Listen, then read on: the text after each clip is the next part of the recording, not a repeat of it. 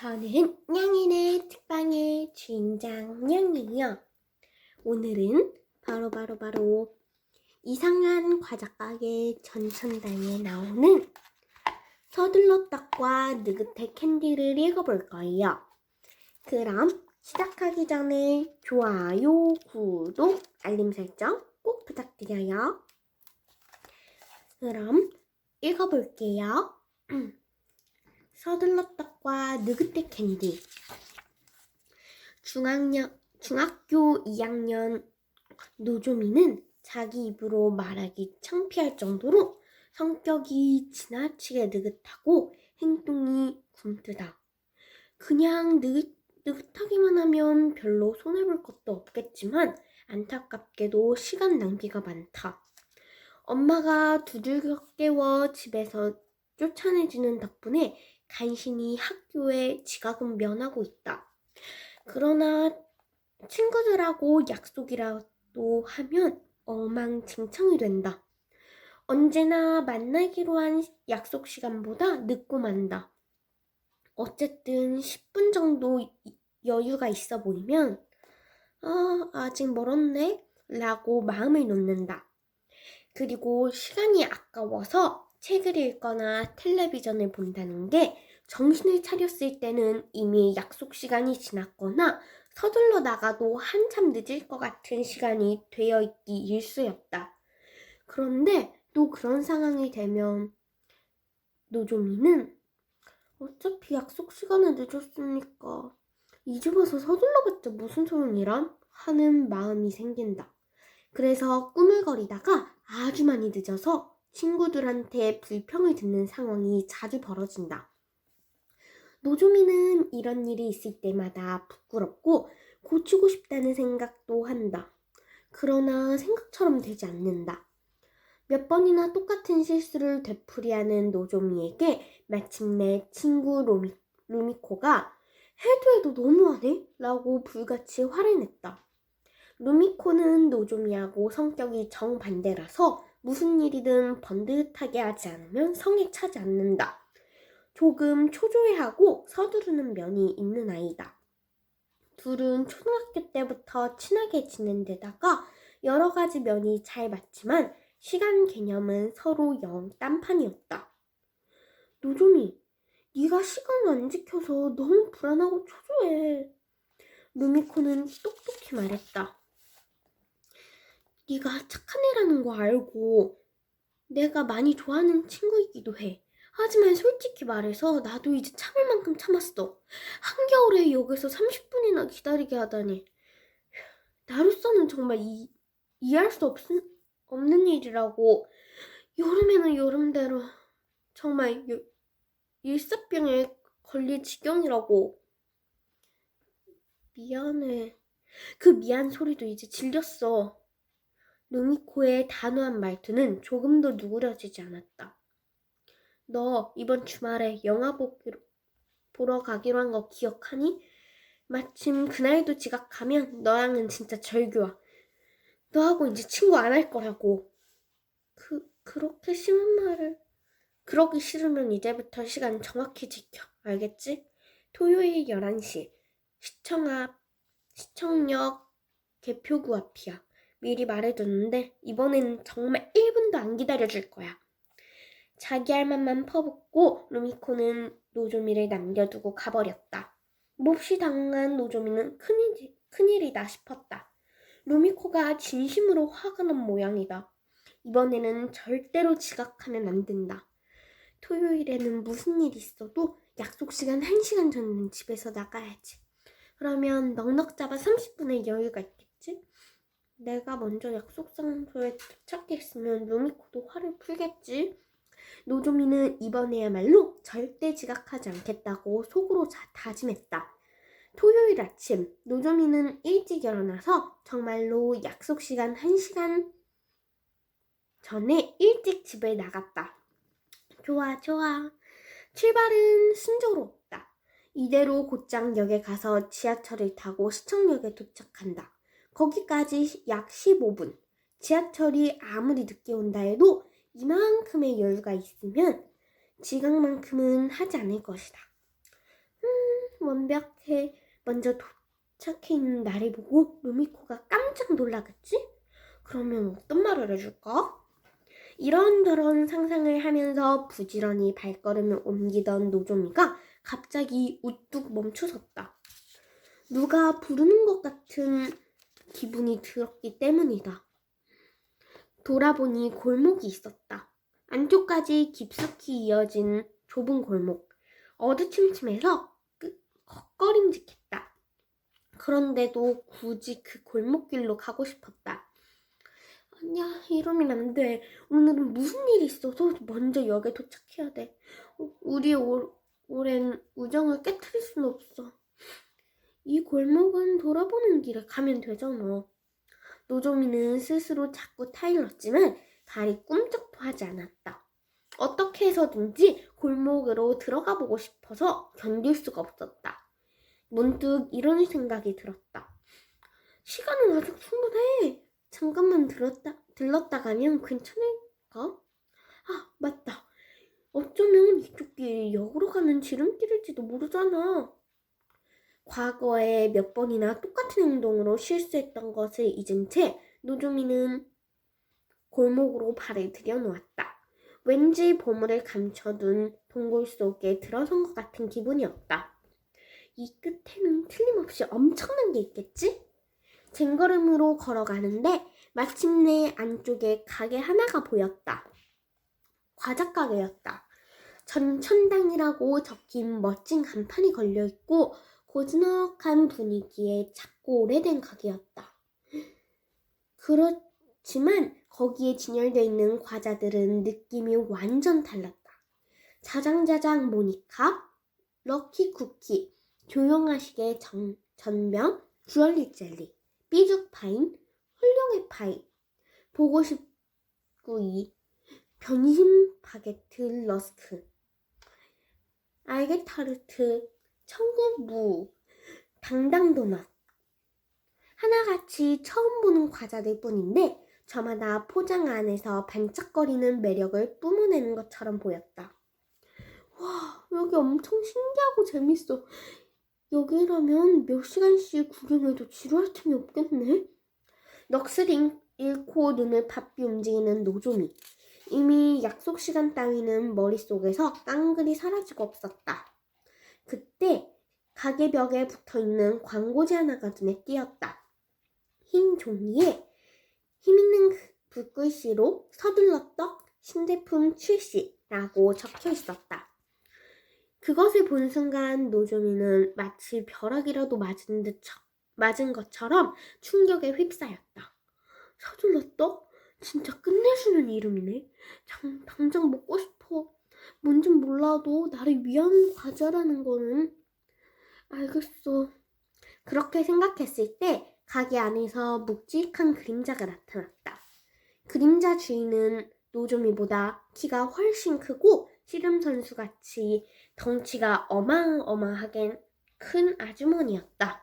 얼굴은 젊고 머리카락은 새하얗다. 붉은색 자주 기모노를 입었는데도 만만치 않은 경험에서 나오는 권위와 위엄이 감돌았다. 정말이지 근접하기 힘든 분위기를 자아내는 사람이었다. 아주머니는 손가방을 팔에 걸어 늘어뜨리고 있었다. 아무래도 어딘가 외출을 하려던 참인 듯 싶었다. 그러나 노조미를 보자 아주머니는 바로 웃음을 지었다. 어머나, 이런 손님이 와 계셨군요. 정말로 운이 좋으십니다. 마침 바깥에 볼 일이 있어서 가게를 비울 참이었거든요. 한 말만 늦었어도 과자를 사지는 못하실 뻔했습니다. 자, 손님이 원하시는 건 무엇입니까? 무엇이든 말씀해 주십시오. 아니면 벌써 원하시는 물건을 찾으셨사옵니까? 노래하는 것 같은 아주머니의 말투에 놀라면서 노조미는 쭈뼛쭈뼛 입을 열었다. 저기 적혀있는 서둘러떡은 뭐예요? 아, 서둘러떡 말씀이십니까? 먹으면 성격이 조급해지는 떡입니다. 지금껏 시간을 허투루 썼던 행동이 거짓말같이 달라져 시간에 엄격해지고 조급해집니다. 본래 안달인 안다라는 성격인 분에게는 권하기 어려운 물건이옵니다만 제가 보기엔 손님께 딱 맞는 물건 같기도 하군요. 아주머니는 노조미의 성격을 꿰뚫고 있는 것처럼 말했다. 성격이 조급해지는 떡이라고? 그런 게 있을 리 없는데 아주머니가 날 놀리시는 건가? 노조미는 속으로 생각했다. 그러나 점점 서둘러 떡을 가지고 싶었다. 너무나 탐나서 참을 수가 없었다. 그거 살게요. 그럼 먼저 값을 치러주십시오. 가격은 50엔입니다. 노조미가 지갑에 있던 500엔을 건넸다. 아주머니는 방긋 웃었다. 네, 1998년에 발행된 50엔 동전. 오늘의 행운의 동전이 틀림없사옵니다. 그럼 곧 서둘러 떡을 준비하겠습니다. 잠시만 기다려 주십시오. 그렇게 말하고서 아주머니는 가게 안쪽으로 들어가더니 큼직한 화로와 부채를 들고 돌아왔다. 아주머니는 화로를 가게 밖에 내려놓고 성냥을 켜 화로에 담긴 숯에 불을 붙였다. 그러고 화로에 석쇠를 얹고 다시 그 위에 작고 네모난 떡을 올려놓았다. 그 다음에 아주머니가 양손을 몹시 바쁘게 움직이기 시작했다. 불이 잘 붙도록 부채를 팔랑팔랑 붙여 숯에 바람을 불어넣었다. 떡이는 간장을 발라가며 태우지 않고 노릇노릇하게 구웠다. 떡 굽는 고소한 냄새가 주위에 가득 퍼지자 노조미는 침을 꼴깍 삼켰다. 어쩜 저렇게 맛있어 보일까? 빨리 구워주시면 좋겠다. 마침내 떡이 소복하게 부풀어 오르자 아주머니는 한 번 더 간장을 발랐다. 그리고 나서 떡을 석쇠에서 집어 올리더니 김을 띠처럼 한 바퀴 감은 뒤 노종이에게 내밀었다. 자, 받으십시오. 뜨거우니 혈이 태지 않도록 조심하십시오. 노종이는 가꾼 서둘러 떡을 기쁘게 받아들고서 한 입 베어 물었다. 맛있어. 구운 정도도 기가 막혔지만 김과 간장의 향긋함도 환상적이었다. 쫀득쫀득한 식감도 아주 그만이었다. 노종이는 서둘러 떡을 정신없이 먹어댔다. 눈 딱 깜짝할 사이에 다 먹고 나서 가까스로 정신을 다듬을 수 있었다. 망했다. 약속을 깜빡 잊고 있었어. 손목시계를 보니 벌써 시간이 상당히 흘러 있었다. 이 시간이면 루미코와 만나기로 한 약속 시간에 늦을지도 모른다. 평소에 노점이라면 이미 틀렸어. 지금 와서 서둘러봤자 어차피 늦을 텐데 천천히 가자고 하며 마음을 비웠을 것이다. 하지만 이번에는 달랐다. 서두르면 제 시간에 도착할 수 있지 않을까? 있는 힘껏 뛰어나가자. 그럼 약속을 지킬 수 있을 거야. 그런 마음에 사로잡힌 노조미는 과자가게 주인 아주머니께 물었다. 말씀 좀 여쭐게요. 혹시 여기서 역으로 가는 지름길이 있나요? 지름길이라면 그쪽 길로 곧장 가시면 되옵니다.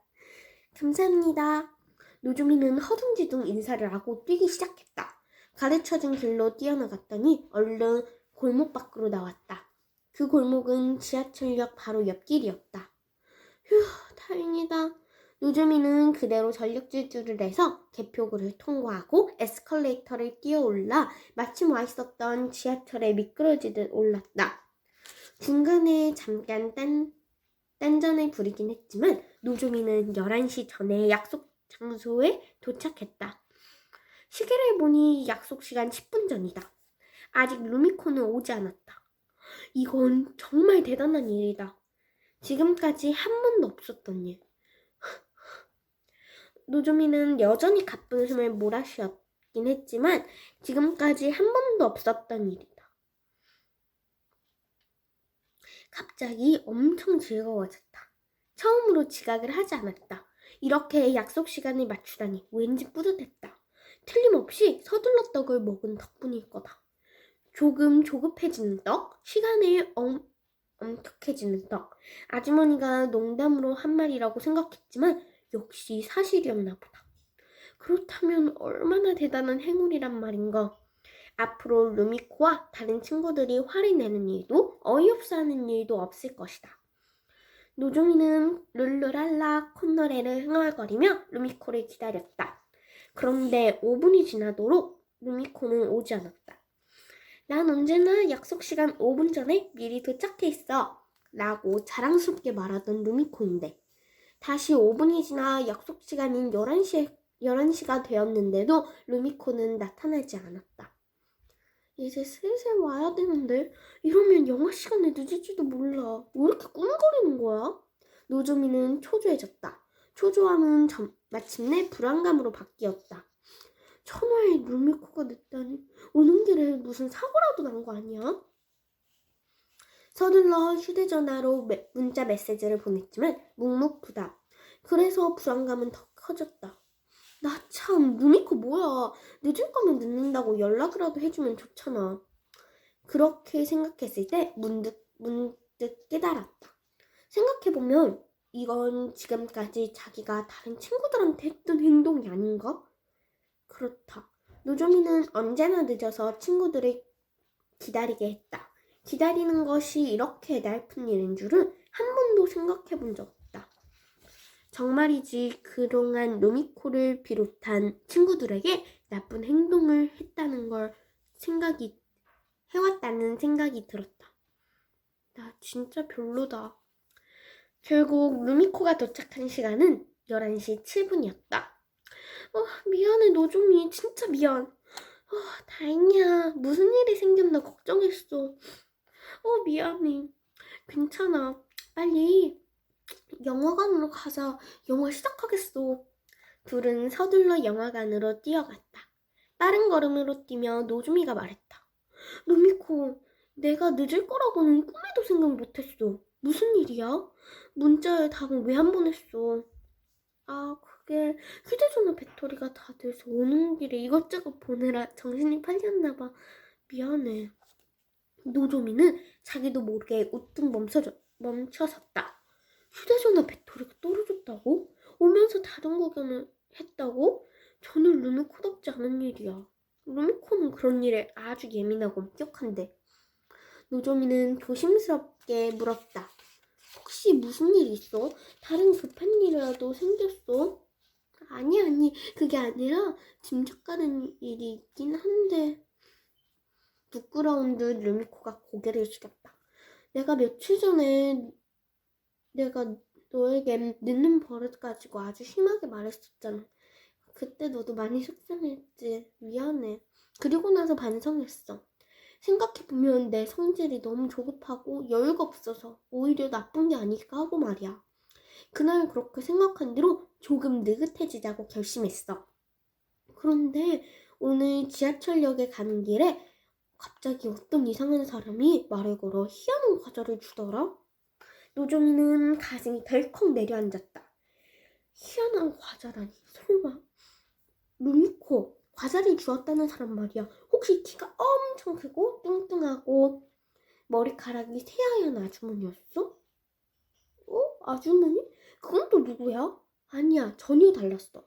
8, 9살 정도로 보이는 여자아이였는데 얼굴이 아주 이쁘고 목소리가 할머니처럼 걸걸해서 이렇게 말하긴 좀 실례일지도 모르지만 아주 불길한 느낌이 드는 아이였어. 그런데 어쩐 일인지 내 고민이 무엇인지 알고 있더라니까.